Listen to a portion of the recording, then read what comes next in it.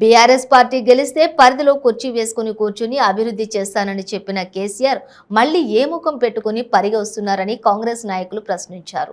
వికారాబాద్ జిల్లా పరిగిలో ప్రజా ఆశీర్వాద సభకు వస్తున్న సీఎం కేసీఆర్ పరిగిలో ఎలాంటి అభివృద్ధి జరగలేదని ఎందుకు వస్తున్నారని ప్రశ్నించారు. వారు మాట్లాడుతూ పరిగిలో పార్టీ గెలవక ముందు 2 సార్లు వచ్చాడు, ఎలాంటి అభివృద్ధి చేయకుండా 6 చేతుల స్వర్గం చూపించిన ముఖ్యమంత్రి అని అన్నారు. కావున దయచేసి మంచి నాయకుడిని ఎన్నుకోవాలని కాంగ్రెస్ పార్టీకి ఓటేసి టి రామ్మోహన్ రెడ్డిని గెలిపించుకోవాలని కోరారు. వికారాబాద్ జిల్లా ప్రజలకు రాష్ట్ర ప్రజలందరూ కూడా విజ్ఞప్తి చేయనది ఏమనగా, కేసీఆర్ అనేటువంటి మూర్ఖమైనటువంటి వ్యక్తి మొత్తం అబద్ధాలతోటి మొత్తం రాష్ట్రం వెళ్ళిండు, అవినీతిమయం చేసిండు. ఎక్కడ చూసినా అవినీతి జరుగుతూ ఉన్నది. పరిగిలో దాదాపు 2 సార్లు వచ్చిండు. గెలవక ముందు ఏదైతే ఇక్కడ పరిగిలో ఆయన పార్టీ గెలవక ముందు, ఆయన ఎమ్మెల్యే గెలవక ముందు నేను ఇక్కడికే వచ్చేసి ఒకరోజు చేరేసుకొని నేను పరిగిలనే ఉంటా అని చెప్పిండు. పరిగిల మరి ఉండుకం కాదు కదా, ఒక్కరోజు కూడా రాలేదు. అంటే ఇటువంటి ముఖ్యమంత్రి ఎంత అబద్ధాలు చెప్తాడంటే అరచేతులనే స్వర్గం చూపిస్తాడు. ఇటువంటి ముఖ్యమంత్రికి తప్పకుండా తగిన శాస్తి జరగాల్సిన అవసరం ఉంది. శిశుపాలను చూసాం మనం. శిశుపాలన అనేవాడు 100 తప్పులు చేసినా వీడు దుర్మార్గుడు అన్నాం. కానీ ఈ కేసీఆర్ ఎట్లా అంటే 100 కాదు, ఒక 200 తప్పులు చేసిండు.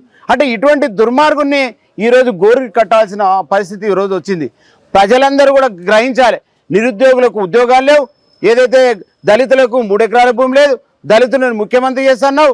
మరి అదేవిధంగా నిరుద్యోగులకు మరి ఏదైతే నిరుద్యోగ భృతి ఇస్తున్నావు, అదేవిధంగా డబుల్ బెడ్రూమ్లు ఇస్తున్నావు. ఒక్కటన్నా అసలు నీ నాలుకనా? దాన్ని ఏమని అంటారా? దాన్ని తాటాక అంటారా? దాన్ని ఏంది నాలుకనా?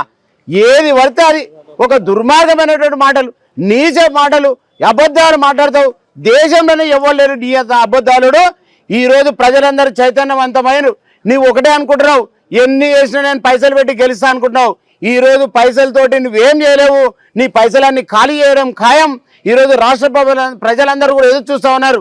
ఈరోజు అక్రమంగా సంపాదించినటువంటి డబ్బులన్నీ ధర్మానికి అధర్మానికి కట్టుబడి నడుస్తున్న ఎలక్షన్ ఇది.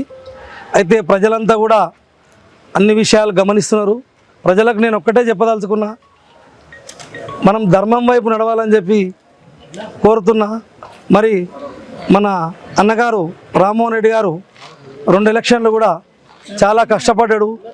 అయినా కానీ ఆయనకు ప్రజలందరూ కూడా ఓటమి పాలు చేయడం జరిగింది. ఈసారి దయచేసి కేసీఆర్ రేపు రాబోతున్నాడు. కేసీఆర్ రేపు వచ్చి ఈ కల్లబల్లి మాటలు చెప్పి వానికి కత్తి లేదు, వీనికి గుండు లేదు, వీనికి అది లేదు, వీనికి సూది లేదు అని చెప్పి పబ్లిక్ని అందరినీ ప్రజలందరినీ కూడా మోసపూరితమైనటువంటి మాటలు చెప్తాడు. అట్లాంటి మాటలన్నింటిని కూడా మీరు ఎవరు కూడా నమ్మకండి. ఎందుకంటే ఈరోజు యువత పిల్లలందరూ కూడా డ్రగ్స్, మన దగ్గర ఎప్పుడు కూడా డ్రగ్స్ లేదు. పిల్లలందరూ కూడా గంజాయికి, డ్రగ్స్కు, తర్వాత తాగుడుకు వీళ్ళంతా బానిసలు అయిపోయారు. పొద్దుముక్తే బర్త్డేలు, తెల్లారితే తల్లిదండ్రులను ఇళ్ళకి పోయి పిల్లలు తాగిపోయి ఇళ్ళకి పోయి తల్లిదండ్రులను కొట్టే దినాలు వచ్చినాయి ఈ 5 ఏళ్లలో. ఈ కేసీఆర్ ప్రభుత్వం వచ్చినాక తల్లిదండ్రులకు విలువ లేకుండా పోయింది. పిల్లలందరూ కూడా వాళ్ళ మీదకి పోయి ఉల్టా పోయి తాగి నొల్లు పెట్టి ఇళ్ళల్లో వాళ్ళకు బేచేంజ్ చేస్తున్నారు. ఎంతోమంది ఆత్మహత్యలు చేసుకుంటున్నారు. కాబట్టి మీరందరూ కూడా దయచేసి ప్రజలందరికీ ఒకటే విన్నవించుకుంటున్నా, మనకు నాయకుడు మంచి నాయకుడు ఉంటే వ్యవస్థ మంచిగా పోతుంది. అయితే రామ్మోహన్ రెడ్డి గారు ఎక్కడ